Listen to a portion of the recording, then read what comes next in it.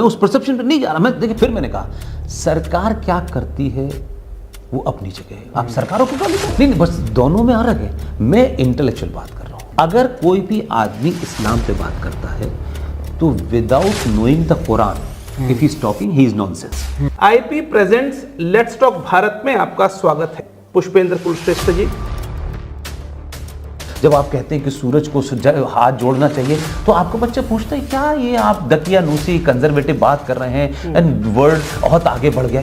तो भाई मेरे वर्ल्ड आगे बढ़ गया लेकिन सूरज अभी भी पूरब से ही निकल रहा है।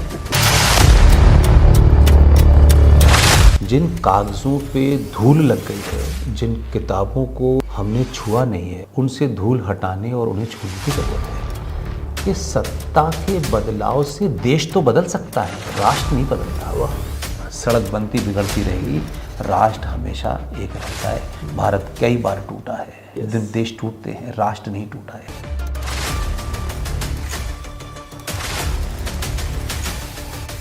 नियम शक्ल देख के, टोपी देख के, अंगोछा देख के, गमछा देख के नहीं होने वाला। भाई आरएसएस और बीजेपी के बारे में आप यहाँ कहते हैं फ्रांस में क्या हुआ था, और ये चिट्ठी की कॉपी है।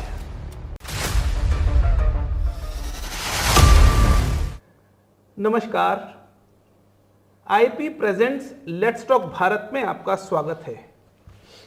आज मेरे साथ जिन्हें हम अक्सर सुना करते हैं, जिनको हम फॉलो करते हैं और इंस्पिरेशन लेते हैं, पुष्पेंद्र भाई साहब हमारे साथ हैं, पुष्पेंद्र कुलश्रेष्ठ जी।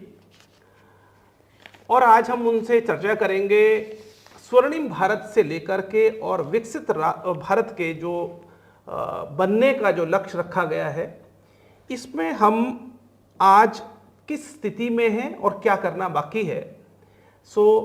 नमस्कार भाई साहब। नमस्कार। मुझे आज बहुत अच्छा लग रहा है, ऐसा लग रहा है कि जैसे मेरे हीरो मेरे घर आए हैं। क्या है, प्लेजर सर। तो हमने ये लेट्स टॉक भारत एक ऐसा मंच बनाया है जहां हम चर्चा करें आने वाली जनरेशन्स को जो संस्कार, विचार, व्यवहार, संस्कृति, इससे अवगत कराना है। क्योंकि बीच में एक समय आया जब डिस्कनेक्ट हुआ है और यूथ चाहे तो कई विषयों से भटका है और अब हमें उस तरफ बढ़ना है। तो आपके जो जिस मंच पर आप बोलते हैं, हम आपको सुनते हैं, उसमें आप क्या देखते हैं कि 2047 का जो टारगेट है, इसके लिए जो नींव पड़नी है, जो आज अमृतकाल की बात हो रही है, इसमें क्या क्या हो चुका और क्या होना बाकी है?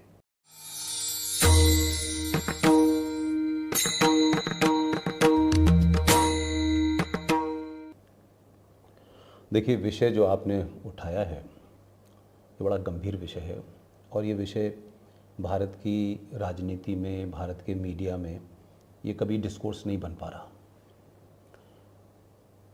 मेरा जो फोकस है कि जब तक आप जो ओरिजिनल सोर्स है, जो आपकी रूट्स हैं जी, जब तक आप उनको नहीं पहचानेंगे, उसको सही पर्सपेक्टिव में नहीं समझेंगे, तब तक आप जो भी नींव, जो भी बिल्डिंग बनाएंगे वो बहुत दिन तक नहीं चलेगी।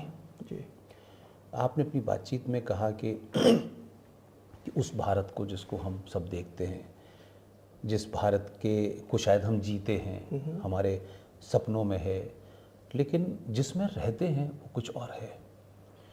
और उसमें कोई नया भारत बनाने की जो बात हो रही है कि हम नया भारत कैसे बनाएंगे, उसके लिए हमें क्या करना है, मैं आज भी ये मानता हूँ कि हमको कुछ नया नहीं करना है।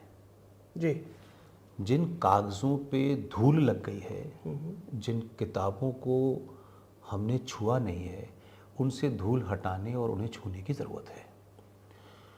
पहले तो ये बोध हो कि हम भारत जिसकी चर्चा हम करते हैं, यानी ख़ासतौर से हमारे यहाँ एक ऐसा जिसे कह सकते हैं कि ऐसा दौर आ गया है कि हम ये मानने लगे हैं कि सत्ता को ही सब कुछ करना है। यस, कि सत्ता का बदलाव ही सब कुछ है। जबकि सच ये है कि सत्ता के बदलाव से देश तो बदल सकता है, राष्ट्र नहीं बदलता। वाह। कि जैसे उसमें देखिए, हम लोग अपनी बातचीत में कहते हैं देश देश देश, देश की क्या परिभाषा है? देश एक भूमि का टुकड़ा है, ज्योग्राफिकल थॉट प्रोसेस उसकी एक बाउंड्री है, उसकी एक बाउंड्री है। उस बाउंड्री के अंदर उस देश को चलाने के लिए सत्ता का होना जरूरी है। उसके बाद संसद है, उसके बाद जुडिशरी है, और पुलिस है, और फौज है। ये सारे के सारे अंग देश के अंग हैं। इस भूमि के टुकड़े को सुरक्षित रखने के लिए सेना है। सेना सरकार से तनख्वाह लेती है, पुलिस है वो तनख्वाह लेती है, जुडिशरी है वो तनख्वाह लेती है, खुद आपके संसद में बैठने वाले लोग हैं वो भी आपके टैक्स से पैसे तनख्वाह लेते हैं। तो यानी देश के जितने भी अंग हैं वो पेड हैं। और देश के जितने भी अंग हैं वो चाहे संविधान अच्छा है या बुरा है या कमी है, उसी से गवर्न होना है। राइट? तो जब हम देश में सत्ताएं बदलते हैं तो इस गलतफहमी में आ जाते हैं हम कि देश में जो सत्ता बदली है ये अब हमें हमारे पुराने भारत को स्थापित करेगी। यही भूल है सबसे बड़ी। मेरा मानना यह है। मैं एक अलग, इसलिए सत्ताएं समय समय पे आई।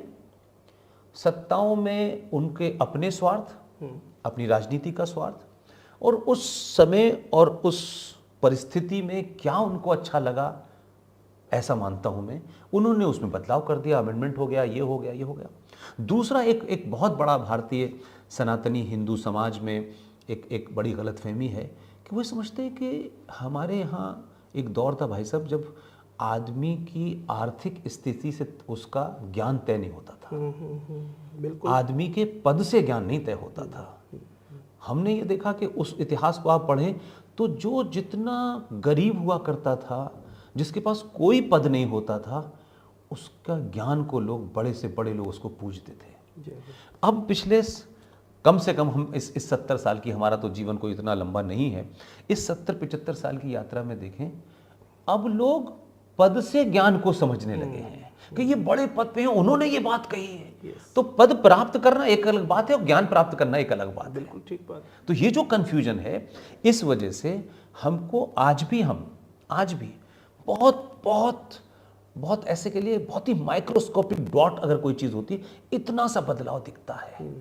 और पूरा समाज ये समझ के बैठा हुआ है कि ये ही सब कुछ करेगा भाई, और ये करेगा, बस हमें उतना ही करना है। यानी मैं अगर ये कहूं कि हम उस इतिहास को, आचार्य चाणक्य के दौर को देखें अगर, तो आचार्य चाणक्य ने सत्ता नहीं प्राप्त की, सत्ता का बदलाव किया। यानी आचार्य चाणक्य वहां समाज के और राष्ट्र के प्रतिनिधि थे, सत्ताओं के नहीं थे। तो समाज से जब कोई खड़ा होगा बिना किसी लालच के, तब सत्ताओं को हिलाएगा। तो राष्ट्र वो है जिसे समाज चलाता है। जी। हमारे समाज में कब पूजा होगी, कौन सी पूजा होगी, किस मंदिर का क्या महत्व है आज के, ये राष्ट्र तय करेगा। और राष्ट्र बड़ा होता है, राष्ट्र अनंत होता है। देश टूटते रहते हैं, भारत भी कई बार टूटा है, लेकिन राष्ट्र नहीं टूटा। आज भी हिंगला माता जो बलूचिस्तान में है वहां दिया जलता है। आज भी शारदा माता पाकिस्तान में है, दिया जलता है। मेरी आस्था जिंदा है, मैं फिजिकली नहीं हूं तो भी चलता है। तो इसका मतलब राष्ट्र की भावना है, राष्ट्र का व्यक्तित्व है। राष्ट्र का व्यक्तित्व है। तो क्योंकि बदलाव हुआ है 2014 के बाद, एक नई सरकार आई है, उन्होंने अलग तरीके से सोचना शुरू किया है, राष्ट्रवादी सोच कहा जाता है। तो क्या आपको वहाँ बदलाव दिखाई देता है? नहीं, मैंने कहा कि इस वक्त जो 14 के बाद से जो लोग समझते हैं, एक तो सरकार को इस टैग में दे देना कि ये राष्ट्रवादी है, ये ठीक नहीं है। ओके। सरकार सरकार है। और हम जब इस तरीके के टैग दे देते हैं तो हमारी दृष्टि उन तरफ नहीं जाती जहां हमें सवाल खड़े करने चाहिए। ठीक।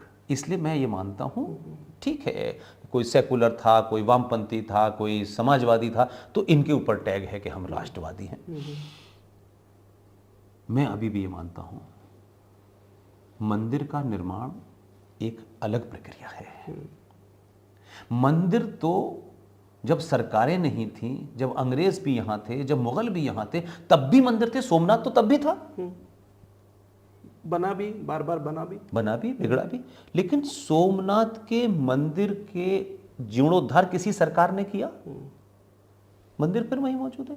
लेकिन आज हम जिन मंदिरों को सरकार के द्वारा बनवाने की बात कर रहे हैं, मेरा थोड़ा सा इसमें डिसेंट है।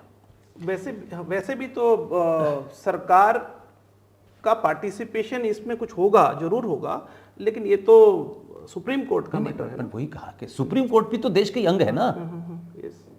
सुप्रीम कोर्ट एक सरकार, देश का अंग है, जो पेड है, उसके माध्यम से एक फैसला हुआ है, अब उसको चलाया जा रहा है। मेरा कहना यह है कि जो मंदिर संस्कृति को, उन आस्थाओं को मानने वालों में ये पुरुषार्थ क्यों नहीं है कि ये मंदिर जो सोमनाथ के थे, जो मथुरा का था, जो काशी का था, ऐसे कोई 42,000 मंदिर हैं। जब उस वक्त आक्रांताओं ने आके तोड़े तो समाज क्या कर रहा था? वो तो समाज को रिप्रेजेंट करता है ना। सरकार आके सरकार नहीं बनाएगी मंदिर, ये सरकार का काम नहीं है। और जब समाज लालची, कायर हो जाता है तो उसका परिणाम ये होता है कि देश का एक अंग जो मेरे टैक्स के पैसे से तनख्वाह लेता है, वो जज साहब जो लॉ की पढ़ाई करके गए हैं, जिनको उन विषयों पर बोलना चाहिए जिन विषयों की उनको जानकारी है, लेकिन वो जज राष्ट्र कमजोर होने से और राष्ट्र की इकाई में जो हमारे यहाँ सनातनी हिंदू समाज में जो सर्वोच्च पद है वो शंकराचार्य का है। अब उसमें कमी आई, मैं उस पर नहीं जाना चाहता, लेकिन एक सर्वोच्च पद है कि भाई शंकराचार्य है, अगर कोई विवाद होगा तो शंकराचार्य आखिरी होगा। लेकिन जब राष्ट्र लालची होता है और सरकारें अपने एजेंडे पे काम करती हैं, तो सुप्रीम कोर्ट का जज ये फैसला कैसे दे सकता है कि शबरीमला में जेंडर जस्टिस होना चाहिए? Who the hell you are? This is but not your job. बिल्कुल। तुम्हारा क्राइम से लेकर के, सरकारों से लेकर पार्लियामेंट ठीक चली, यहां तक समझ में आता है, लेकिन तुम अब भारतीय सनातनी हिंदू समाज की भावनाओं को भी तुम बताओगे कि ये होना चाहिए, ये नहीं होना चाहिए, और फिर तुम उसमें ईमानदार नहीं हो। तुम अगर निष्पक्ष हो और एक इंस्टीट्यूशन चला रहे हो और सुप्रीम कोर्ट है, तो अगर भारत के सनातनी हिंदुओं में एक किसी मंदिर पे विवाद है तो ये विवाद का निराकरण हमारा शंकराचार्य करेगा, सुप्रीम कोर्ट का चीफ जस्टिस नहीं करेगा। तो ऐसा हुआ क्यों नहीं फिर? मैंने वही तो कहा कि हमने पिछले 70-80 सालों में इसको कटलाइन लेता हूं, कटलाइन लेता हूं, इसमें हमने सरकारों को मजबूत किया, समाज को नहीं मजबूत किया। समाज की उस सोई हुई जो सामूहिक शक्ति थी उसको सप्रेस कर दिया। क्या किया हमने कि एक संविधान 1950 में देश के तमाम बड़े लोगों ने बनाया, उसमें अंबेडकर जी का नाम आता है। अंबेडकर जी न तो कॉन्स्टिट्यूशन जो कमेटी थी उसके अध्यक्ष डॉक्टर राजेंद्र प्रसाद थे, कॉन्स्टिट्यूशन कमेटी के जो नंबर 2 थे वो सिन्हा साहब थे। अंबेडकर कई कमेटियों में से एक ड्राफ्टिंग कमेटी के चेयरमैन थे। तो जब संविधान बन रहा था हमारा, तो संविधान बनने वक्त तो सारी चीजें तय हो गई थी। तो उस संविधान को, जिसको 1950 में अंबेडकर ने बनाया और पार्लियामेंट के अंदर ये बहस हुई कि भाई इसमें सेकुलर शब्द होना चाहिए कि भारत सेकुलर है, तो उसमें नेहरू जी, उसमें अंबेडकर जी, उसमें पटेल साहब, उसमें नेहरू, इन सब ने सेकुलर शब्द का विरोध किया। और उसमें जो सबसे अच्छी व्याख्या की, जो मुझे लगता है, वो अंबेडकर ने की। अंबेडकर ने कहा कि भारत अनादिकाल से एक ऐसा देश रहा है जहां अनेक मत के लोग आए, यहां रहे, बसे, उन्होंने अपनी पूजा पद्धति की, लेकिन किसी ने भी आज तक उनकी पूजा पद्धति के कारण उनको मारा नहीं, उनकी किताब नहीं जलाई। इवन इस देश में, दुनिया में पारसीज ने जो कंट्रीब्यूशन किया है, बड़े बड़े साइंटिस्ट उनके हैं, बड़े बड़े उनके, जहां भी आप नाम लेंगे आपको पारसी मिलेगा। भारत में आज 35,000 पारसी रहते हैं। लेकिन संविधान 1950 में सेकुलर नहीं होना चाहिए, इस पे डिबेट में उन्होंने कहा कि भारत की मिट्टी और भारत के सनातनी के खून में सेकुलरिज्म है। ये जो सेकुलरिज्म की परिकल्पना यूरोप से आई है, ये बहुत बाद की कल्पना है, और इसलिए भारत के संविधान को सेकुलर की जरूरत नहीं है। लेकिन उसी पार्टी ने जो बार बार इसका चिल्ला चिल्ला के कहती थी, 1950 के संविधान को आपने 1976 में रात के अंधेरे में इमरजेंसी लगा करके 42वें संशोधन को किया और पार्लियामेंट में पास नहीं किया। और भारत के प्रियम्बल, यानी प्रियम्बल को हमेशा ये माना जाता है भाई साहब कि वो अक्षुण्ण होता है, उसमें बदलाव नहीं हो सकता। संविधान में आप रोज बदलाओगे, आपने भारत के प्रियम्बल में सेकुलरिज्म और सोशलिज्म शब्द डाला। तो क्या हो गया कि कांग्रेस पार्टी जो सत्ता में थी उसे 1950 से लेकर 76 तक मात्र 26 साल में संविधान कम्युनल हो गया और आपने उसे डाला। तो जब आप इन स्वार्थों के हिसाब से चीजों को चलाएंगे तो ये जो जिस तरफ आप ले जाना चाहते हैं कि 14 के बाद क्या बदलाव हुआ, 14 के बाद बदलाव ये हुआ कि एक प्राइम मिनिस्टर पार्टी से पहले देश ने तय करा उसे। जी बिल्कुल। और उस दबाव में मैं जिधर ले जाना चाहता हूं, अगर भारतीय सनातनी हिंदू समाज वो ये तय कर ले कि सत्ता पे वो बैठेगा जो इस राष्ट्र को बचाने के लिए जो भी चीजें हैं उनको अलग करेगा, तो एक आदमी का उसकी आप कहें कि साहब वो बहुत विद्वान आदमी था, ऐसा भी नहीं मानते, कि वो बहुत कोई फिलोसफर था, वो भी नहीं मानते, लेकिन उनको लगा कि इन परिस्थितियों में यही आदमी शायद हमारे लिए कुछ कर सकता है, उसको आपने चुना। तो अब आप 800-900 साल का जो हमने खाया और पिया है, उसको एक आदमी चुनाव भी जीते और फिर कास्ट पॉलिटिक्स भी करें और पूरे देश में सुबह से शाम तक भूखे लोगों को खाना भी खिलाए, दूध में यूरिया मिलाने की भी कुछ लोगों को परमिशन दे। यानी सब कुछ के बाद लोग चाहते हैं कि 24 घंटे में, 48 घंटे में, 2 साल में देश बदल जाना चाहिए। देश जब बदलेगा जिस दिन सनातनी का चरित्र बदल जाएगा। बहुत सुंदर बात, बड़ी कमाल की बात है कि चरित्र निर्माण होना जरूरी है। तो एक बात हमें और आप बताइए कि ठीक है, चरित्र निर्माण होगा तो उसमें एजुकेशन भी आएगा, उसमें घर से भी संस्कार आएगा, उसमें सब तरीके से आएगा। और हम अक्सर सुनते भी हैं कि गुरुकुल सिस्टम था तो उस वक्त चरित्र पर ज़्यादा काम होता था, राष्ट्र निर्माण में जो लगे लोग थे वो उसी तरह की बातचीत किया करते थे, उसी तरह से सिखाया जाता था, संस्कार डेवलप किया जाता था। लेकिन ये तो हमें एज पर दी कॉन्स्टिट्यूशन हमें पढ़ाने का, तो सनातनी विचार को डेवलप करने का तो कोई अधिकार है नहीं। बिल्कुल। तो क्या बगैर उसके हो जाएगा या उसके लिए भी आप लोग कुछ कार्यवाही ऐसी कुछ कर रहे हैं? आर्टिकल 30 है। हाँ जी। अब सेकुलर हो गया है संविधान। आज संविधान के हिसाब से और इस संसद के हिसाब से भारत का सनातनी हिंदू 8वें दर्जे का नागरिक है। दोबारा बताइए ना। भारत के संविधान और भारत की संसद ने पिछले 70 सालों में भारत के सनातनी हिंदू को 8वें दर्जे का नागरिक बना दिया है। We are 8th class citizen in this country. Hindus are 8th class citizen in this country, not by any party, by the parliament and by the constitution. Oh my goodness. ये 2nd class, 3rd class। और मैं आपको कोई चीज ऐसी नहीं कहूंगा आपसे कि आपको लगे कि मैंने कह दी है। आप मुझे बताइए, भारत सेकुलर है, एग्री? हम इसके लिखने से हम सेकुलर हुए? क्या इसके लिखने से पहले इस देश के अंदर कोई मेजॉरिटी माइनॉरिटी को मार रही थी क्या, या कोई पूछ रहा था? तब भी ऐसी था, आज भी ऐसे ही है। लेकिन जब आपने सेकुलर शब्द डाल दिया तो सेकुलर भारत अगर है, कहा सबको बराबर के अधिकार हैं, तो यह हो सकता था कि कोई इकोनॉमिकली पीछे छूट गया है तो उसके लिए प्रावधान हो सकता था। लेकिन आपने भारत के संविधान में एक पर्टिकुलर मजहब को प्रमोट किया। पूरे संविधान को पढ़ लें, संविधान में माइनॉरिटी शब्द है, मेजॉरिटी शब्द ही नहीं है। शब्द ही नहीं है। ये हम अक्सर आपके जब आर्टिकल 30 में आप जब ये कहते हैं कि मुसलमान को अपने स्कूल खोलने, अपने इदारे खोलने का, यानी माइनॉरिटीज में उसमें क्रिश्चियंस भी आ गई, उसमें बौद्ध भी आ गए, तो उसको अधिकार है। और साथ साथ उसी जगह जिसको सरकार फंड कर रही है, उस आर्टिकल 30 के तहत उस मदरसे में, उस कॉलेज के अंदर आपको अपनी मजहबी शिक्षा देने का अधिकार है। अगर मैं कल स्कूल खोलकर ही करूं तो मुझे अधिकार नहीं है। तो संविधान ने डिस्क्रिमिनेट किया, फिर संसद ने किया और सक्सेसिव सरकारों ने किया, और आज वो सर चढ़ के बोल रहा है। आप मुझे बताइए, भारत सेकुलर है, मेरी गिनती ज्यादा है, तो गिनती ज्यादा होने से यहां कोई भीड़ से तय हो रहा है क्या? अगर इस देश में 35,000 पारसी हैं, एक 1.5% यहां जैन हैं, 2.5% सिख हैं, बौद्ध हैं। ये टोटल 5 कम्युनिटी जो नीचे की हैं, इनकी टोटल परसेंटेज 6 है मिलाकर के। यस।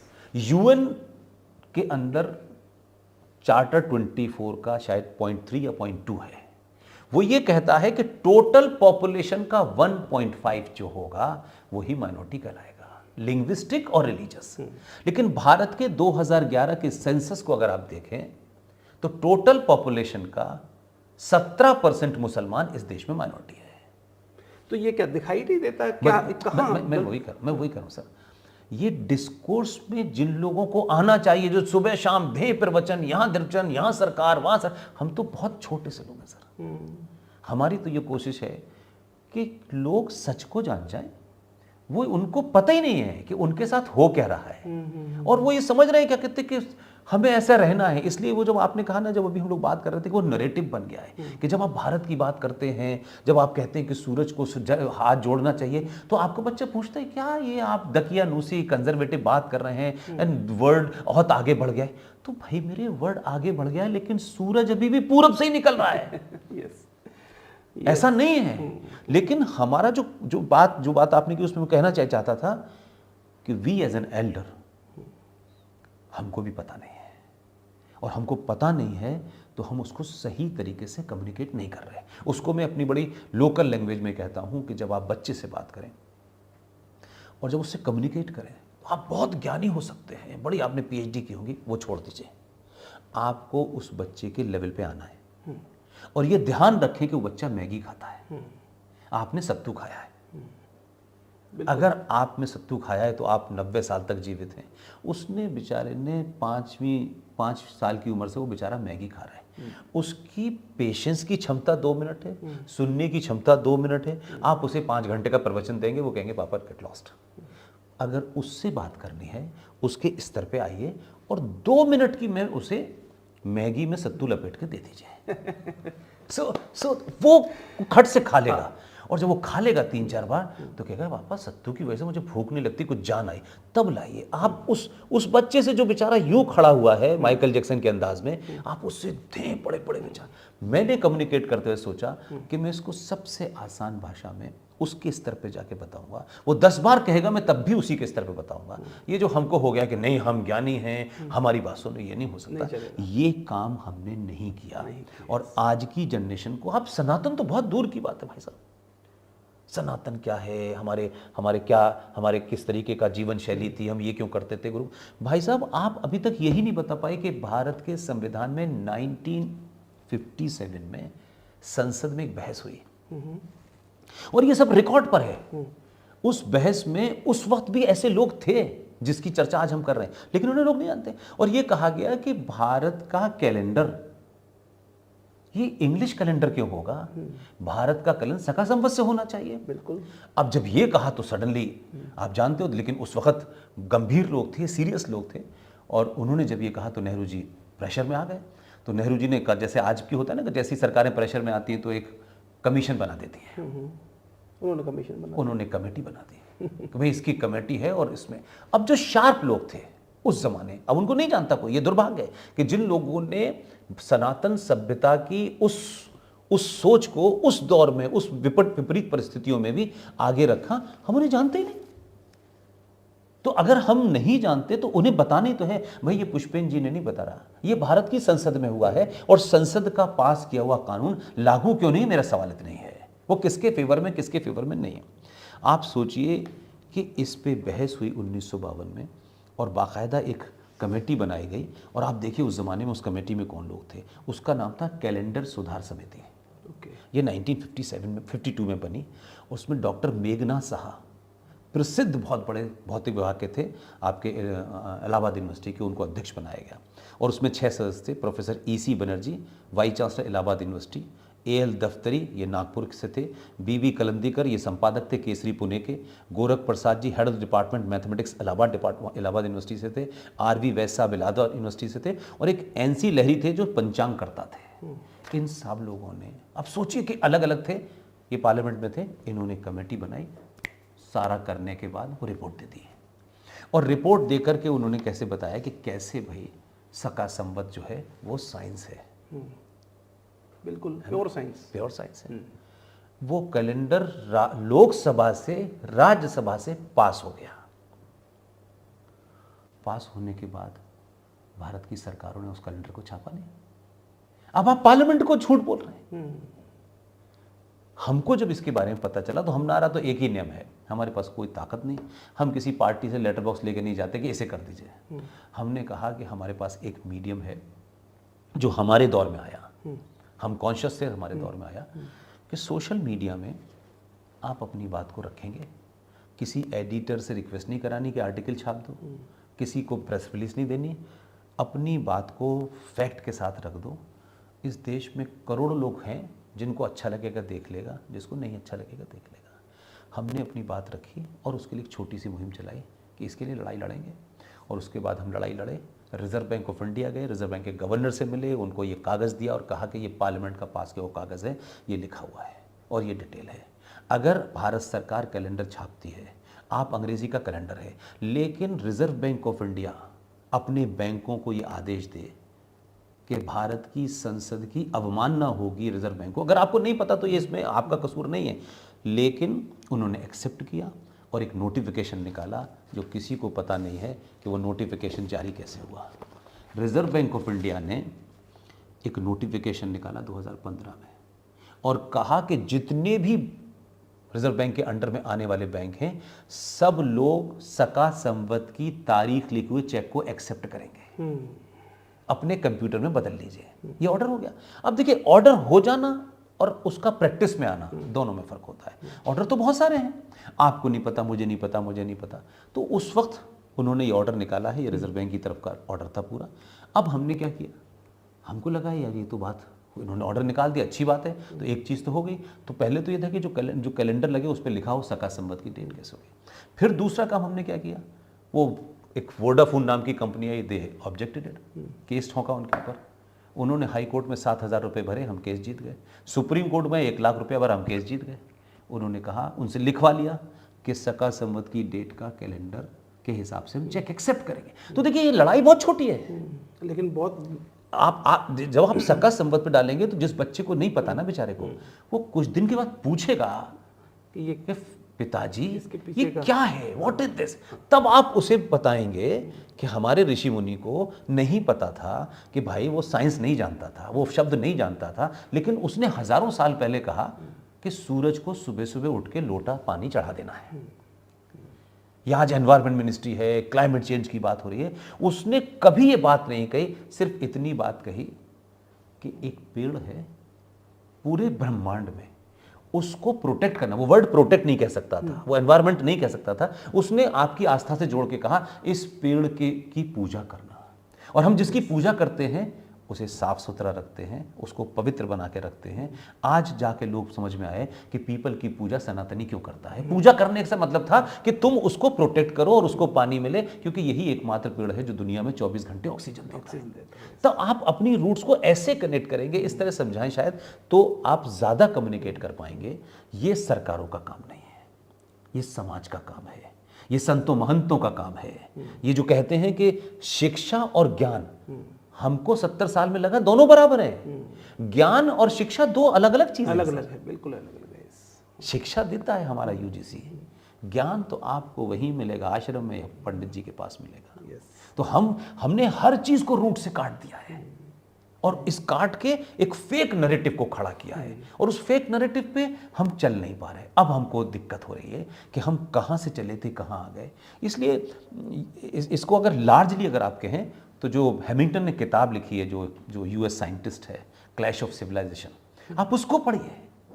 ये सिविलाइजेशन की तो लड़ाई है कि एक सिविलाइजेशन ये कहती है कि मैं चींटी को नहीं मार सकता, मैं सांप को नहीं मार सकता, और एक सिविलाइन कहती है मैं तुम्हें मारूंगा, यही मेरा कहना का मेरी किताब कहती है। तो फिर हमारा आपका सामंजस्य कैसे हो सकता है। तो एक बात और जो अभी तक जो मुझे समझ में आया वो ये है कि इंफ्रास्ट्रक्चर, उससे स्पीड आ सकती है, उससे इकोनॉमी में सुधार आ सकता है, लेकिन जो हमने भारत का परिप्रेक्ष्य समझा है, भारत को जिस कॉन्टेक्स्ट में हम विकसित मानते हैं, वो ये कि यहाँ का जो विचार है, यहाँ का जो चरित्र है, यहाँ का जो संस्कार है, वो डेवलप होना चाहिए। यही आप कह रहे थे? मैं यही कहना चाह रहा हूँ। देखिए, जब सड़कें नहीं थी, जब हवाई जहाज नहीं थे, तब भी हम सोने की चिड़िया कहलाते थे। तो सोने की चिड़िया क्यों कहलाते थे? लोग समझते कि हमारे पास सोना बहुत था। भाई, जब दुनिया में विश्वविद्यालय का कंसेप्ट नहीं था, तब हमने नालंदा बनाया था। और ऐसी सभ्यताओं ने, जिनको लगता था कि किताब जो है डराती है, उन्होंने नालंदा को जलाया। वो यहां आते, राज करते, नालंदा में और लोगों को पढ़ते, विश्वविद्यालय। अब आप उसको कह सकते हैं कि कैसे कनेक्ट होते हैं। भारत इस वक्त उस सिचुएशन में खड़ा हुआ है कि जब आप G20 करते हैं, तो G20 के बारे में तो आज के बच्चे को बहुत कुछ पता है, लेकिन ये दो बातें, कभी कभी कुछ चीज़ें भाई साहब, जब आप बहुत परिस्थितियों से घिरे हुए होते हैं ना, तो आप सिंबॉलिकली करते हैं काम। क्योंकि यहाँ एक नरेटिव है कि जो हिंदी में बात करता है ना, थोड़ा सा डाउन मार्केट आदमी है यार, he knows very good English, यार क्या अंग्रेजी बोलते थे नेहरू जी, वाह वाह वाह। एक्स नहीं बोलता तो वो थोड़ा, ये एक परसेप्शन क्रिएट किया गया उस क्लास ने जो ICS में थे पहले, उन्हीं बंगलों में अंग्रेजों के जाने के बाद IAS घुस गया है। वही 50 एकड़ में, 100 एकड़ में स्थल उनका मकान बना हुआ है, वो राजशाही वाला अंदाज है, वही कानून है। तो उस वजह से हमने बदलाव नहीं किया, चीज़ें हटी, रिप्लेस किया, लेकिन बेसिक पे नहीं गए। तो मैं जो बात आपसे कहना चाहता हूँ कुल मिलाकर के, कि जिस विकास को बेचा जा रहा है, ये क्षणिक है। सभ्यताओं के इतिहास में सड़क की एक दिन की उम्र है, प्रोसेस का पार्ट है। ये तो जैसे आप रहने के लिए झोंपड़ी में रहेंगे और बड़ी बिल्डिंग में रहेंगे, लेकिन झोंपड़ी में रहने से आप गरीब नहीं हो रहे और बड़ी बिल्डिंग में रहने से अमीर नहीं हो रहे। तो बड़ी बड़ी बिल्डिंगें टूटी, नालंदा टूट गई, आपकी तक्षशिला की जो सभ्यता है वो आज आपके पास नहीं है, हड़प्पा मोहनजोदाड़ो आपके पास नहीं है। तो ये सभ्यताएं क्यों रखी जाती हैं? ताकि आप सीखें कि ये गलतियां हुई, हम कैसे रहे। तो अब आप दीवार बना के, बिल्डिंग बना के, हवाई जहाज, ये ठीक है, ये जरूरत है, हो सकती है। आपके घर में चूल्हे से आप गैस चूल्हे पे आ गए, तो आपने प्रोग्रेस, आपको लग रहा है प्रोग्रेस किया आपने। अगर उनको सही मामलों में देखें तो जो खाना खा रहे हैं वो चूल्हे वाले खाने में, इसमें फर्क है। आजकल तो बल्कि चूल्हा वाला वापस एस्टेब्लिश हो रहा है और ऑर्गेनिक की तरफ बढ़ रहे हैं, जो महंगा भी है। यस, मैंने कहा कि देखिए, इस दौर में सरकार एक काम करेगी, क्योंकि सरकारों के सामने पूरी दुनिया को जवाब देना है। बहुत सारी चीज़ें हैं जो सरकार खुल के नहीं कहेगी। तो हमको कौन रोक रहा है? यस, हमको तो कोई नहीं रोकना, आपको तो नहीं रोकना, हमको तो नहीं चाइना को और अमेरिका को जवाब देना है। हम उसको एक्सेलरेट कर सकते हैं। तो हमारी भूमिका जो 10 साल से है वो एक्सेलरेट करने की है, बस हम इससे ज़्यादा नहीं करना चाहते। इसलिए मैं आपसे ये कहूँगा कि सबसे पहला इसका बेसिक फैक्ट ये कि सच बोलिए, और सच कितना भी कड़वा हो, उसे सुनने की क्षमता अगर नहीं है तो बदलाव नहीं कर सकते। पुष्पेन ने बोला तो कुछ और मतलब है, और आपने बोला तो कुछ और मतलब है, और किसी बड़े नेताजी ने बोल दिया तो कुछ और मतलब है। सच सच ही रहता है, और सच की प्रवृत्ति होती है भाई साहब। सच को कितना भी गहरा दफन कर दीजिए, तत्कालिक तौर पे आपके ऊपर कोई 10 एजेंडे लगा सकता है कि इस आदमी का ये मतलब है, ये उसके पेरोल पे, तमाम बातें, लेकिन आप नहीं भी होंगे तब सच निकल के बाहर खड़ा होता है, उतनी ताकत से खड़ा होता है। और उस समय कुछ लोग पागलपने में वो काम करते हैं, और उसका जीता जागता उदाहरण बताता हूँ। भारतीय राजनीति में 3 लोग, उनको साइडलाइन कर दिया, 3 लोगों को, और अपने समय के बड़े लोग थे। आज पाकिस्तान की समस्या और मुसलमानों की समस्या और इस्लाम की समस्या की बात हो रही है। जनवरी 48 में जो भाषण सरदार वल्लभ भाई पटेल ने कलकत्ता के मैदान पे दिया है, तो सरदार वल्लभ भाई पटेल ने ऐसे दिया था भाषण। तो सरदार वल्लभ भाई पटेल को राजनीति विद इन कांग्रेस के अंदर भी आपने 92, 93 में, 94 में जाकर के उनको भारत रत्न दिया, आउट ऑफ कंपल्शंस। दूसरा आदमी कौन था? वीर सावरकर। तीसरा आदमी कौन था? सुभाष चंद्र बोस। अब Savarkar almost extreme west of the country and Subhash extreme east, दोनों एक जगह मिले, और मिलने पे दोनों क्या बात करते हैं? वह सावरकर के शब्द हैं, क्योंकि सावरकर स्मारक आज बहुत बड़ा बॉम्बे बना हुआ है, मैं उसका सदस्य हूँ, वहाँ जाता हूँ, वहाँ सब कुछ किताबें रखी हैं, लेकिन इत्तेफाक से है कि सावरकर की किताबें सब मराठी में हैं, इसलिए यहाँ नहीं आ पाई। सावरकर सुभाष से कहते हैं कि आईएनए में ज़्यादा से ज़्यादा हिंदुओं को फोर्स में लो, इसलिए कि जब भारत आज़ाद भी होगा तो हमारे पास फोर्स कहाँ से आएगी। क्योंकि 1954, 1958, 1959 तक भारत की आर्मी का, नेवी का, एयरफोर्स का चीफ अंग्रेज था। और जब जो 48 की घटना है जिसके कारण कश्मीर अटका हुआ था, उधर का भी चीफ ऑफ आर्मी अंग्रेज, इधर का भी आर्मी है, और सेनाएं लड़ने वाली हमारी भारतीय थी। तो आपके हाथ में क्या था? उन्होंने अपने आप से चलाया, अपने आप से सीज फायर कर दिया। वो मैं कहता हूं कि आप देखो कि इतने लंबे कालखंड के बाद सरदार पटेल की विश्व की सबसे बड़ी मूर्ति लगी है। आप कह सकते हैं मूर्ति से क्या होगा, आप किसी को सम्मान तो दें, पहले यहां तो खड़ा तो करें यार। उसके बाद आप ये सोचें कि अभी सरदार पटेल की मूर्ति देख के लोग सरदार पटेल बनेंगे। सरदार पटेल के बारे में पूछेंगे यार इसकी मूर्ति क्यों लगी है, किस कारण से लगी। Then it's talk of the town. 1-2 मुहिम में हम शामिल रहे जिसका हमें बड़ा ये संतुष्टि है भाई साहब कि हम बहुत साधारण से लोग हैं, लेकिन इस चिल्लाने से सत्ता के कान तक आवाज़ गई और सत्ता ने हमसे कभी मिलने की कोशिश नहीं की, ना हम कभी उनसे मिले, लेकिन हम जो चाहते थे वो सत्ता ने कर दिया। तो हम ये समझते हैं हम अपने में खुश हैं, कोई हमसे ये कहे या न कहे कि भाई तुमने किया था, हम इसमें भी सुने, लेकिन हम अपने दौर में इस बात से खुश होंगे यार कि ये बात तो हम कहते रहे थे और कहते कहते ये बातें हो गई। आप बताइए कि जिस सुभाष चंद्र बोस ने 21 अक्टूबर 1943 को भारत की आज़ादी की घोषणा की और दुनिया के 9 राष्ट्रों ने, जर्मन, सिंगापुर, ऐसे देशों ने मान्यता दी, भारत की सरकार अंतरिम सरकार बनाई, प्रधानमंत्री घोषित हुए, रेडियो चलाया, करेंसी चलाई और स्टाम्प तक चलाया, उस आदमी से, वो आदमी आज इतिहास में नहीं है। और कमाल यह है, इतना झूठ बोला गया कि 1945 में उनका दुर्घटना में बता दिया गया कि वो तो मर गए, और 1958 तक 3 मूर्ति जो जगह है वहां चले जाइए, आर्काइव में डॉक्यूमेंट रखा हुआ है।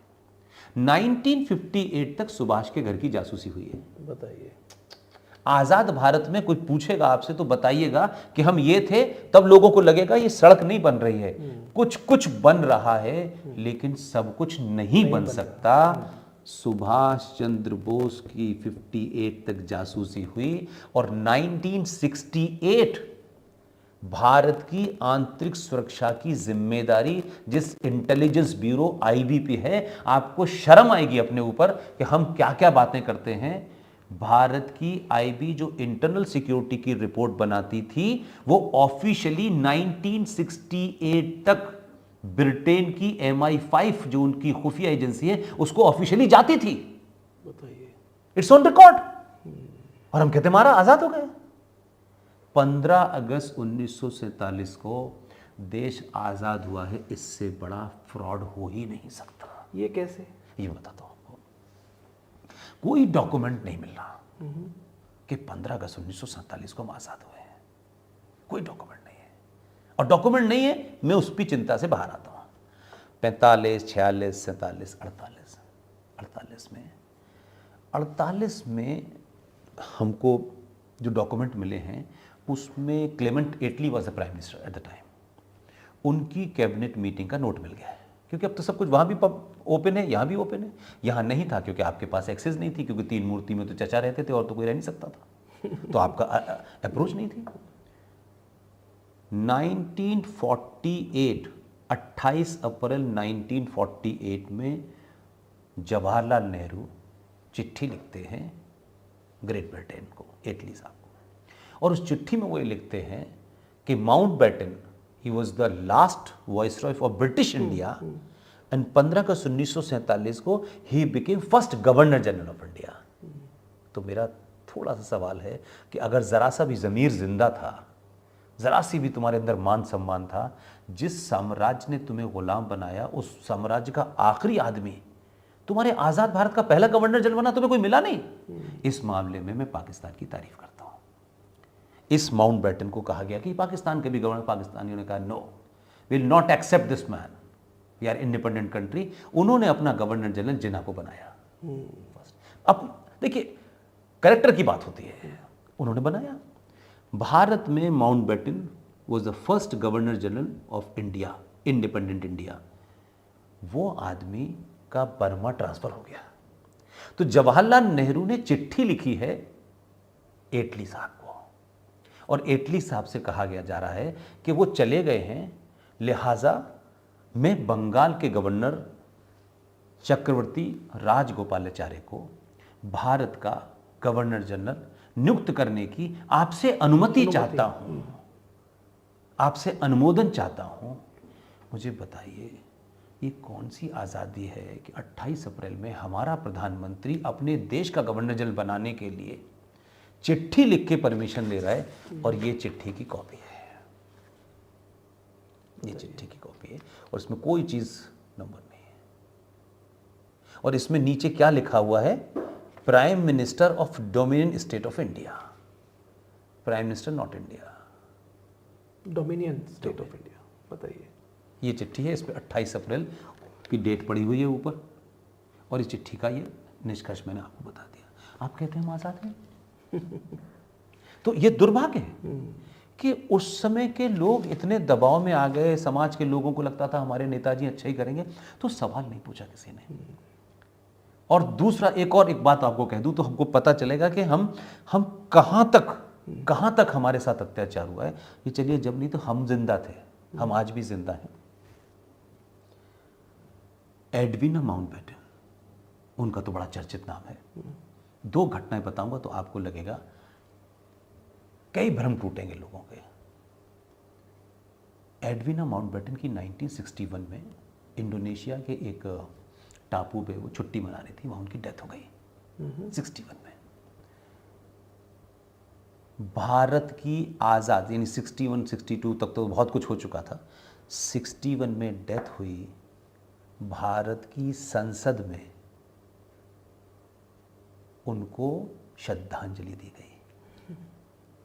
ये एक सच है, इसे आप यहीं रख लीजिए।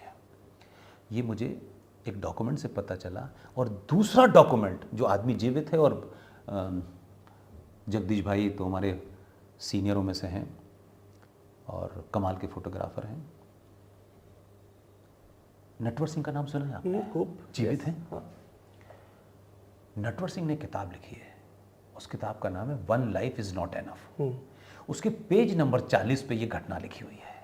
और नटवर सिंह नेहरू जी के साथ काम कर चुके थे, इंदिरा जी के साथ काम कर चुके थे, विदेश मंत्री रहे, फॉरेन सेक्रेटरी भी रहे, और आज भी जीवित हैं। नटवर सिंह ने उस किताब में लिखा है कि जब उनकी डेथ हो गई तो नेहरू जी ने संसद में उनको श्रद्धांजलि दी। ये एक घटना है। 79 की मुझे एक घटना याद आती है। 79 में याद होगा, बिहार और यूपी के बॉर्डर पर एक गांव है। उस गांव से एक आदमी निकला और उसने पूरे देश के अंदर इंदिरा गांधी की तानाशाही के खिलाफ मूवमेंट चलाया, जिसे हम जयप्रकाश नारायण जानते हैं, जिसे जेपी मूवमेंट कहते हैं। वो सिताब दियारा एक जगह है। उस आदमी की डेथ, हम छोटे थे, 9th क्लास में थे, तो वो उनका ब्लड प्रेशर हाई लो तो उतना समझ नहीं आता था, रक्तचाप, और रेडियो था उस ज़माने। तो हम सोचते पता नहीं क्या रक्तचाप गिर गया है, बढ़ गया है। कई बार उनका लगातार ये बुलेटिन आता था। उनकी डेथ हो गई 79 में। जयप्रकाश नारायण के परिश्रम से पैदा हुई सरकार जनता पार्टी बनी, और राष्ट्रवादी जो कह रहे हैं उनके भी 70 MP थे उसमें, राइट। जब ये हुआ कि जयप्रकाश नारायण को भारत की संसद में श्रद्धांजलि देनी चाहिए, तो कांग्रेसियों ने सवाल उठाया कि वो तो सदस्य नहीं थे। मेरा जो सवाल है कि अटल जी, अडवाणी जी तो 52 से सदस्य थे। उन्होंने तो देखा था ना अपनी आंखों से, बाद वालों को तो नहीं। उन्होंने सवाल क्यों नहीं कहा कि भाई अगर भारत का सपूत जो है, अगर हम इसको श्रद्धांजलि नहीं दे सकते तो एडविना को 61 में नेहरू जी ने क्यों दी? ये सवाल नहीं पूछे। इसीलिए कह रहा हूं कि सेलेक्टिव है मामला। लेकिन दूसरी कहानी यह है इसमें कि 79 में the last viceroy of British India and the first governor general of India, Lord Mountbatten साहब, आयरिश रिपब्लिकन आर्मी एक मूवमेंट चला रही थी वहाँ। वो अलग देश की मांग कर रही थी, और आयरलैंड के अंदर एक छोटी सी नदी थी, वहाँ टूना नाम की मछली होती है, वो खास लोग ही खाते हैं, उसका शिकार कर रहे थे एक बोट पर बैठ करके। और आयरिश रिपब्लिकन आर्मी वालों ने उनकी बोट में बम लगा दिया था। वो बम फटा, माउंटबेटन के चिथड़े उड़ गए। भारत की नेवी के 2 फ्लीट वहाँ गए उनको सैल्यूट देने के लिए। हम ये हैं, हमारी बैकग्राउंड ये है। और आखिरी बात, गांधी जी से संबंधित है। हम सब जानते हैं कि गांधी जी को 30 जनवरी को, ये बात मैं इसलिए कह रहा हूँ कि जगदीश भाई उस शहर से हैं, बलिया से है। मैं बलिया गया था जगदीश भाई, मुझे बहुत दुख है और मैं तो छोड़ता नहीं हूँ। मेरे पास अगर डॉक्यूमेंट मुझे मिल जाए तो फिर मुझे कोई फर्क नहीं पड़ता। 20 जनवरी को गांधी जी बिरला मंदिर में थे और आप आज चले जाएं, बिरला मंदिर वैसे ही है। गांधी जी से 50 मीटर की दूरी पे बाउंड्री थी। एक मदनलाल पाहवा नाम का आदमी जो वहाँ से लुट पिट के आया था, उसने एक सुतली का बम फेंका। गांधी जी से 50 मीटर दूर एक बाउंड्री थी, उस पर गिरा, एक ईंट टूट गई, देश में हंगामा फैल गया। आई एम टॉकिंग अबाउट 1947 की बात बता रहा हूँ मैं, 20 जनवरी 1948 की बात बता रहा हूँ मैं। उसने बम फेंका और गांधी उस वक्त कितना बड़ा आदमी बन चुका था। Can you believe that? Press conference हुई दिल्ली के पुलिस कमिश्नर ने की, और पुलिस कमिश्नर वो आदमी था जो रिटायर हो गया था लेकिन उस समय की सरकार के साथ था, तो उसको इंस्टेट करके दोबारा से पुलिस कमिश्नर बना दिया था। उसने खड़े होकर के नाम पढ़े हैं, प्रेस रिलीज जारी की है कि गांधी की हत्या करने के लिए दिल्ली में ये लोग मौजूद हैं। लेकिन कमाल यह है कि भाई साहब, आज तो हर टच पूंजिया नेता ब्लैक कैट में घूम रहे हैं। गांधी इतना बड़ा था कि गांधी को एक पुलिस वाला नहीं दिया गया। Not a single policeman has been deployed there. हुआ क्या? उसने फेंका बम, बात फैल गई। पटेल, नेहरू, इन सब से पहले एक महिला गांधी जी से मिलने गई। और ये बात मैं किसे कोट करके कहता हूँ, और वो बड़ी फेमस किताब है, सब लोग हम उसको पढ़ते रहते हैं अक्सर, बहुत बार हम लोगों ने पढ़ी भी होगी। उस किताब का नाम है फ्रीडम एट मिडनाइट। लैरी और डोमिनिक्यू ने लिखी है 1975 में। उसके पेज नंबर 631 का चौथा पैरा है। क्या खूबसूरत पैरा है, उसको पढ़ने से पता चलता है कि आप ऐसे सवाल उठा देंगे तो लोग आपको पता नहीं क्या क्या कह देंगे।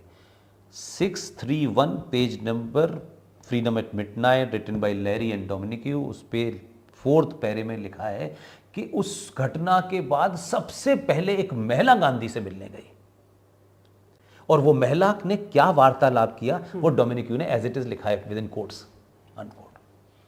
और वो उनसे जाके कहती है कि गांधी जी, आपको डर नहीं लगा? आपको ऊपर जान का हमला हुआ? और गांधी बड़े दार्शनिक अंदाज में कहते हैं कि नहीं, मुझे मृत्यु से डर नहीं लगता है। हाँ, लेकिन मैं ये चाहता हूं कि मेरी जब मृत्यु हो तो मेरे चेहरे पे मुस्कान हो और मेरे मुंह से हे राम निकले। ये 20 जनवरी की घटना है, और 30 जनवरी को गांधी की डेथ हो गई और उनके मुंह से हे राम भी निकला और वो मुस्कुरा भी रहे थे। कौन थी वो महिला? वो भारतीय राजनीति की एक इंपॉर्टेंट महिला है, विदेशी था, जिसका नाम है एडविना माउंटबेटन। उसके बाद पटेल, नेहरू सब बाद में गए हैं। आपको ऐसा लगता है? Gandhi become a liability for the Congress.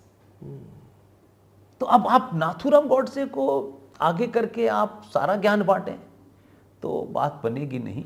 और वहाँ से लेके आज तक हम यहाँ पहुँचे कि कश्मीरी हिंदू पंडितों का पलायन इस्लामिक जिहादी मुसलमानों के कारण 7वीं बार हुआ। तो हम सुप्रीम कोर्ट गए और कहा कि माय डियर सर, जिन लोगों ने मारा है, जिनके खिलाफ FIR हैं, वो खुले घूम रहे हैं। Can you believe that what supreme court did? Justice कहर थे, वो हंसे, और ये जो हैं आजकल इनके पिताजी, ये मुस्कुराए और ये कहते हुए पिटीशन फेंक दी, no no no, you are coming up for the publicity. लेकिन हम तो हीरो है ना कुछ है। No no no no no no no, this is too late, हमारे पास कोई रिकॉर्ड नहीं है। एक ये घटना को फ्रीज करिए, और एग्जैक्टली हमारी पिटीशन के 7 दिन के बाद एक पिटीशन सुप्रीम कोर्ट में गई, जगदीश भाई। उसमें कहा गया कि गांधी जी को 3 गोली लगी थी या 4 गोली लगी थी। सुप्रीम कोर्ट ने वो पिटीशन एक्सेप्ट कर ली। ये एक आपको एक मॉडर्न भारत, आजाद भारत, ये आपको लग रहा है कि आपको भी सुन के कभी कभी लगेगा कि पता नहीं मैं क्या कह रहा हूं, लेकिन everything is on the record my dear sir. So we are living in a situation जहां हम सब कुछ नहीं कर सकते। लेकिन मैं फिर इसको पॉजिटिव नोट पे खत्म करना चाहता हूं। 1000 साल की गुलामी एक तो होती है कि फिजिकल गुलामी, 1000 साल तक हमने अपने इतिहास को, अपने साहित्य को, अपने संस्कारों को इतना कुचला है कि उसको फॉलो करते में हमें लगता है हम सोसाइटी से अलग हो जाएंगे। ये अच्छा, उसके पीछे जो पूरी साइंस थी वो समाप्त हो गई है और अब उसके ऊपर इतना रंग डाल दिया गया। ऐसे में कुछ भी जरा सा होता है तो लगता है लोगों को अरे पता नहीं क्या है। तो सुभाष की मूर्ति लग गई, हमसे जब लगी तो सवाल पूछा, हम लोग सब वहीं मौजूद थे। हमने कहा सुभाष की मूर्ति लगने से हम खुश नहीं हैं, हम इस बात से खुश हैं कि हम नहीं भी रहेंगे। जिस सुभाष को भारतीय सत्ता ने जमीन में दफना दिया था वो 28 फीट ग्रेनाइट की उसकी मूर्ति है। यहां आने वाली नस्लें पूछेंगी सुभाष कौन था, तो फिर इतिहास पढ़ेंगे। सावरकर को तुमने गाली दी, सावरकर को सबको। इंदिरा गांधी ने सावरकर स्मारक के बारे में राशि दी, जगजीवन राम को भेजा और उनकी चिट्ठी लिखी है कि Savarkar was one of the finest freedom fighter of Indian history. Indira Gandhi लिख रही थी, उनका क्या कंपल्शन था? लेकिन तो ये बीच में कहाँ मजबूरी हो गई? वहां तक सब ठीक था, उसके बाद ऐसा क्या घट गया जो अपने हीरोज को हम लोग भूल गए? या जैसे आपने कहा ना, क्या कहते कि जो किताबें आई, तो किताबें आपको पढ़ाना कंपलसरी है, आपकी मजबूरी, आपका बच्चा जिस स्कूल में जाएगा वो यही पढ़ेगा। लेकिन हमारी सोसाइटी ने धीरे धीरे उसको एक, जैसे आज मालूम है नेता क्या भाषण देते हैं, हम आएंगे तो तुम्हें 1 महीने की बिजली फ्री देंगे। हमारी बोली 1 महीने की बिजली नहीं, करप्शन नहीं सर, वो तो ठीक है वो करें। हमारी कीमत उस नेता ने 1 महीने की बिजली और हमको 2 महीने का राशन लगाया सर। बिल्कुल, जिसका जमीर भी मर गया होगा वो भी नहीं बिकेगा सर। तो हम यहां तक आए हैं। मुझे लगता है कि आपने मुझे आज सुबह फोटोग्राफी के बारे में इतना बड़ा काम आप कर रहे हैं और इसको एक इंस्टीट्यूट की तरह चला रहे हैं। और जो सबसे बड़ी बात बताई कि मैं तो ये समझता था कि फ़ोटोग्राफी इस दौर में, जब सेल्फी का दौर आ गया हो, ऐसे में फ़ोटोग्राफी शायद ना हो, क्योंकि हम तो जगदीश भाई को देखते हैं, रेयरेस्ट फोटोग्राफ, उनकी एक फ़ोटोग्राफ के बारे में तो इतनी चर्चा मीडिया में हुई है, वो फूलन देवी की जो उन्होंने ली, और प्रवीण जैन, ये सब लोगों को हम मानते थे कि ये बड़ी ज़बरदस्त फ़ोटोग्राफी करते हैं। और जगदीश भाई तो आज भी अगर कहें तो उस दौर के लोगों में ये बचे हैं। तो मेरा मानना यह है कि आपने एक इंस्टीट्यूशन खोला और यहाँ पर आप फोटोग्राफी, जिसको इलीट माना जाता था, कुछ बड़े लोग ही करते थे और उनकी कॉपी बुक स्टाइल छपती थी, आपका पैशन है, ये मैंने पहला इंस्टीट्यूशन देखा है। और उसमें आपने जो दूसरी बात बताई कि यहाँ से फ़ोटोग्राफी का आप इस तरीके का उसको ट्रेनिंग देते हैं कि उसके जितने भी आपके प्रोडक्ट अब तक निकले हैं कोई, वो सबके सब 100% उनको जॉब मिला है और अच्छा जॉब मिला है। तो ये एक तरीके से इस सेल्फी के दौर में एक मरने वाली स्थिति में चली गई थी, उसको आप जैसे लोग ज़िंदा कर रहे हैं और जगदीश भाई जैसे लोग आपके साथ हैं। ये काम बहुत बड़ा काम है। और आपने जो अपना लेट्स टॉक भारत जो आपने करा है, ये लोगों को समझ में आए कि संविधान में भी भारत लिखा हुआ है, लेकिन संविधान बनाने वालों को और संविधान के अमेंडमेंट करने वालों ने भारत को पीछे छोड़ दिया। और अब जाकर के कुछ चीज़ों में हल्का हल्का बदलाव हो रहा है। आज तक भी हम आईपीसी कहते थे, इंडियन पेनल कोड, अब शायद उसमें थोड़ा बदलाव हुआ है। तो हम जब सरकारों की तरफ से देखते हैं तो हम ये भी समझना चाहिए कि सरकारों के सामने अंतर्राष्ट्रीय दबाव होते हैं, क्योंकि आप जब अपनी सिविलाइजेशन के तो बहुत सारे लोग ऐसे भी हैं जहाँ आप ऐसी जगह निर्भर हैं जो आप नहीं कर सकते, उस बीच में से कुछ काम करें। तो सत्ताओं को अगर जिस दिन मैं तो ये कहता हूँ कि जिस दिन सनातनी हिंदू समाज अपनी सामूहिक शक्ति का प्रदर्शन करेगा, सत्ताएं आपकी चौखट पे नाक रगड़ेंगी। आप सत्ताओं के पास नहीं जाएंगे। मैं उस दिन का दिन देखने के लिए जिंदा रहना चाहता हूं कि जब सत्ताएं आपसे पूछें कि हमें करना क्या है। अभी हो ये रहा है कि उन्होंने कर दिया, माई बाप आपने सड़क बना दी 200 साल के बाद, हम तो इससे बाहर निकलना पड़ेगा। सड़क बनती बिगड़ती रहेगी, राष्ट्र हमेशा एक रहता है। भारत कई बार टूटा है, देश टूटते हैं, राष्ट्र नहीं टूटा है। इसलिए राष्ट्र की परिभाषा में हिंदू मुस्लिम नहीं है। जो इस धरती के नियम कानून को मानेगा वही भारतीय है। अगर किसी को लगता है कि हम धरती पे तो इस पे रहेंगे, लेकिन 1400 साल पहले प्रॉफिट मोहम्मद के दामाद का कत्ल करने वाला यहाँ वही कत्ल करेगा, तो फिर ये काबिल कबूल नहीं है, ये नहीं होगा। आप करें, पूजा पद्धति में नोबडी इज इंटरेस्टेड। लेकिन आप कुरान दिखा दिखा करके सर तन से जुदा लाखों की भीड़ निकलेगी और आप उस भीड़ से डर जाएंगे और सत्ताएं डर जाएंगी, तो सत्ताएं ना उनको जेल में डालेंगी, सत्ताएं गिरफ्तार करने से पहले सोचेंगी, तो फिर इससे देश नहीं चलेगा।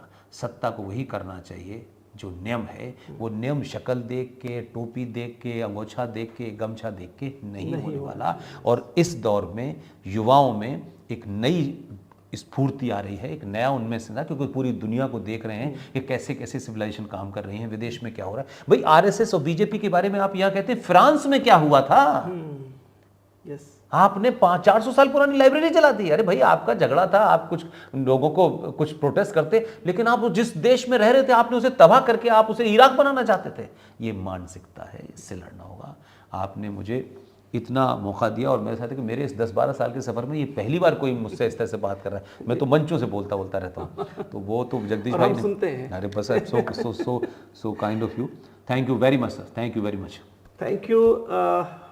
मैं बताना चाहता हूँ कि जो पुष्पेंद्र जी के बात से हमें सीखना समझना है और जो हमें उतारना है अपने अंदर, अपने व्यवहार में लाना है, अपने विचार में लाना है, वो ये कि हमें अपने चरित्र पर, हमें अपने संस्कारों पर, हमें अपने ऊपर इतना विश्वास रखना है, हमें ही खुद उठना है, हमें वो करना है जिससे हम दूसरे को देखकर सिर्फ ताली ना बजाएं, उसको अपने घर तक लाने की क्षमता बनाएं।